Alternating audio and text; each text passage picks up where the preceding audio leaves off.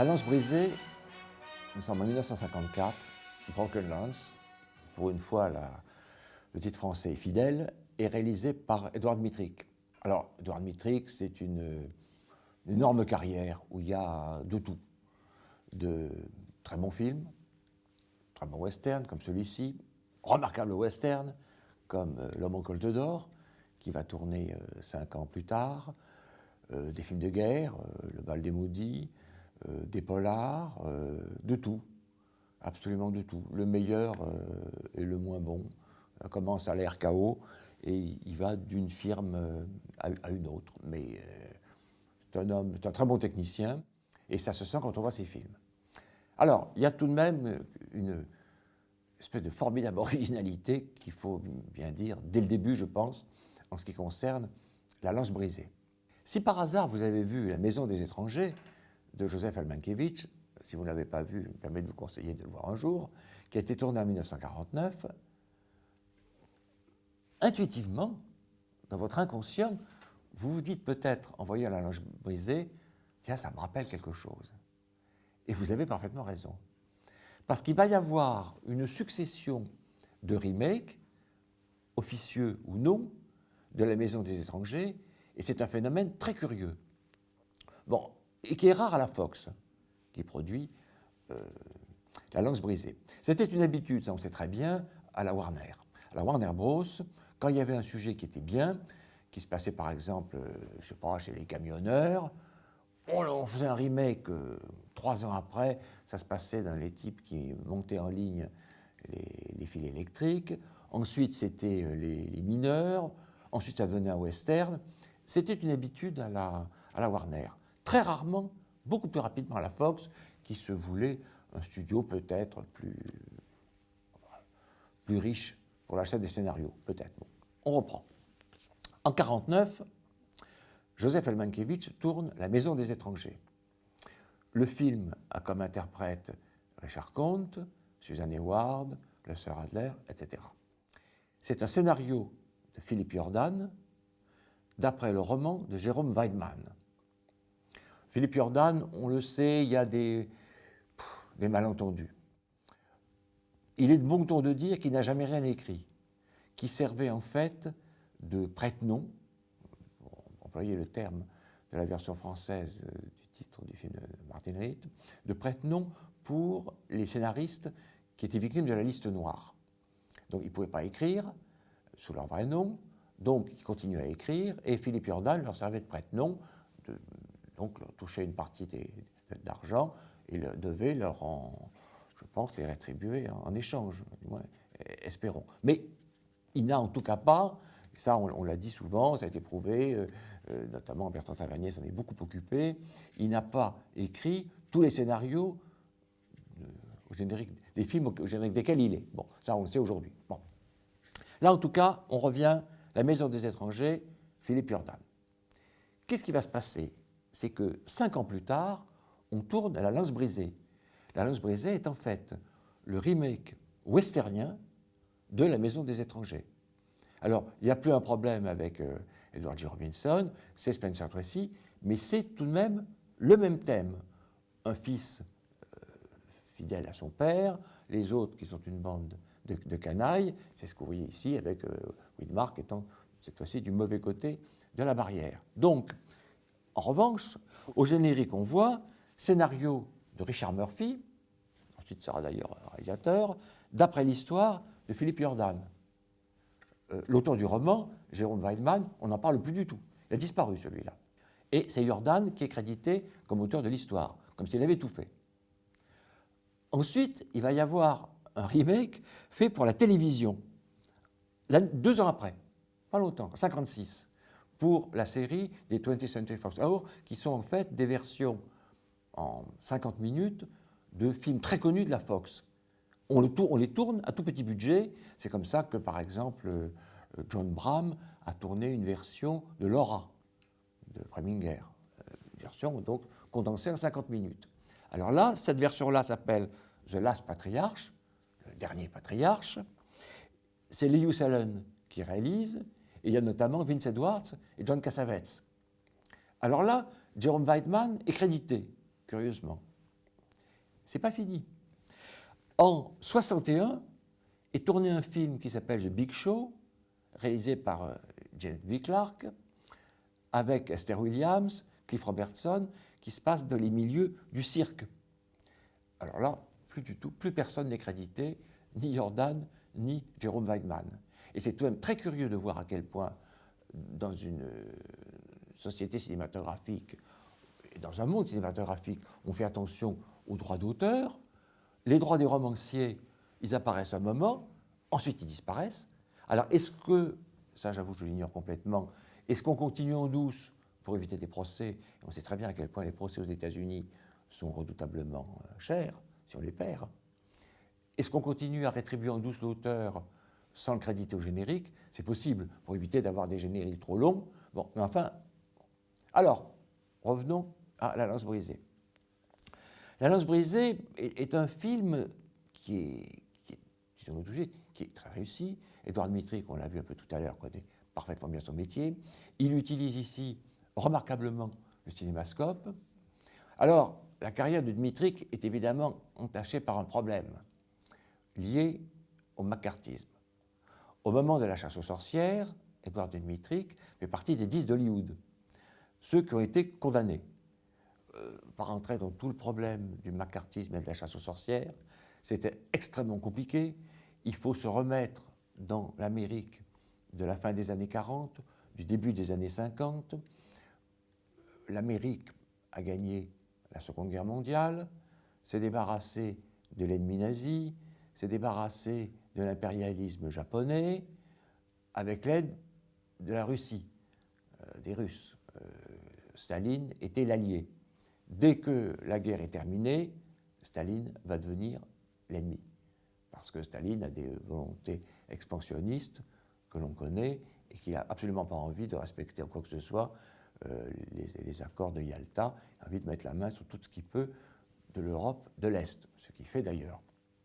Bon, donc l'Amérique est en danger, si on peut dire, sur certains territoires d'expansion.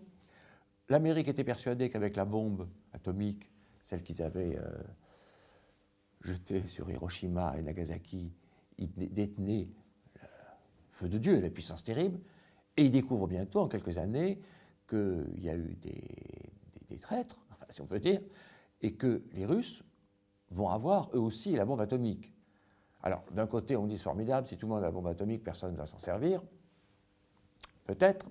Enfin, l'Amérique découvre en tout cas qu'elle n'a plus la puissance atomique, seule. Et arrive McCarthy, sénateur, je crois, du Wisconsin, qui est un fou, qui voit des communistes partout, notamment sous son lit, qui en voit en tout cas dans toute l'administration américaine, et qui pense, c'est pas le seul, que les scénaristes hollywoodiens ont passé leur temps, depuis des décennies, à distiller un venin dans les films, venin communiste. Qu'on s'en était peu rendu compte pendant la guerre, puisque la Russie était l'allié, mais que maintenant il n'est que temps d'arrêter tout ça. Alors, il n'y a pas que McCarthy, il y a énormément de gens qui s'occupent de la liste noire, de faire des listes noires, de faire des chasses aux sorcières.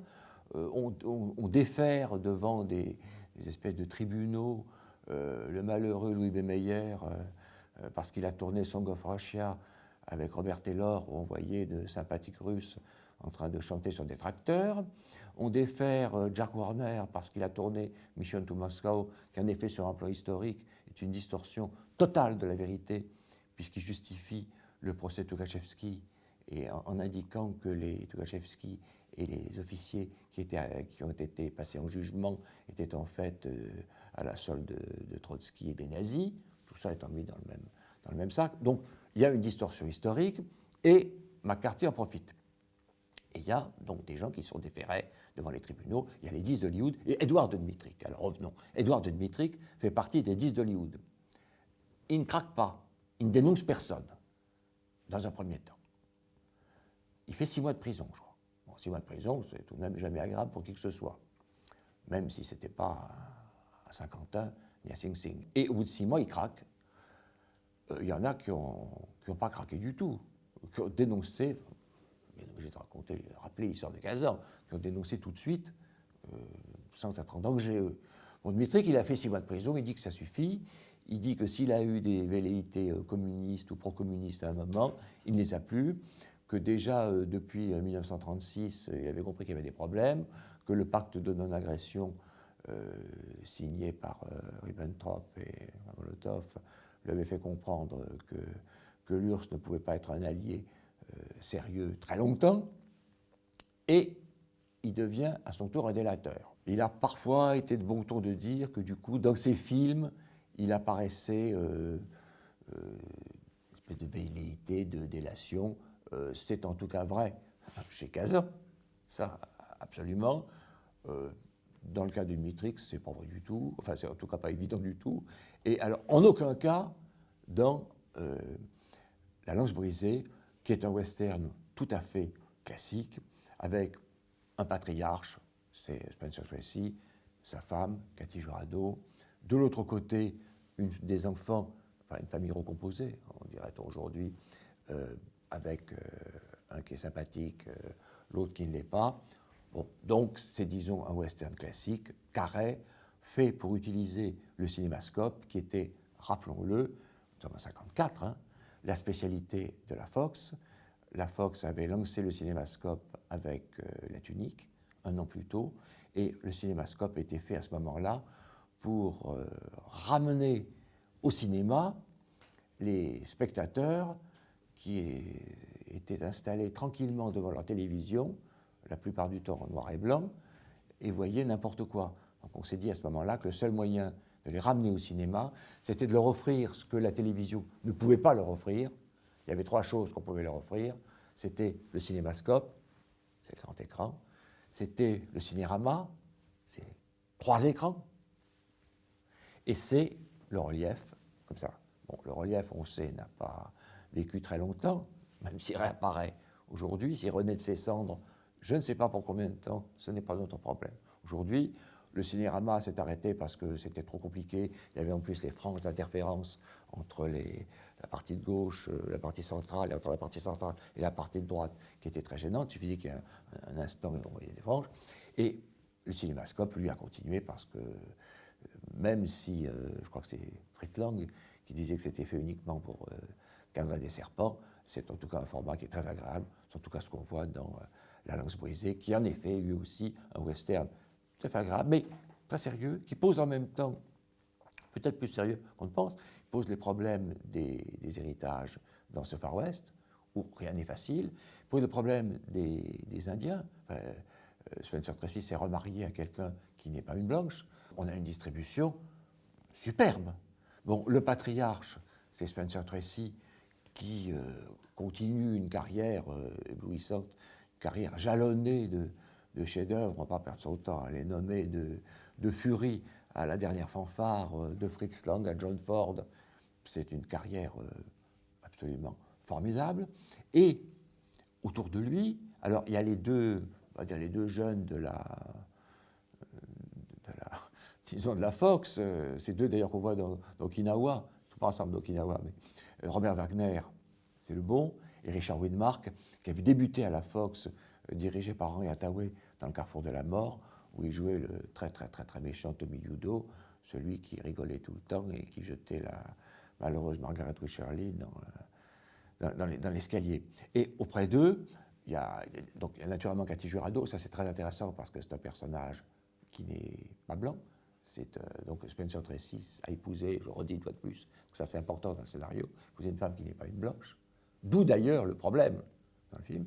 Et puis c'est le bonheur de revoir Jean Peters avant qu'elle ne tombe complètement sous la coupe de Howard Hughes et qu'elle sacrifie pour lui sa carrière, parce que Jean Peters, on se souvient d'elle, elle était Anne-Providence dans La Fibustière des Antilles, et quand on se souvient de La Fibustière des Antilles, c'est toujours avec plaisir.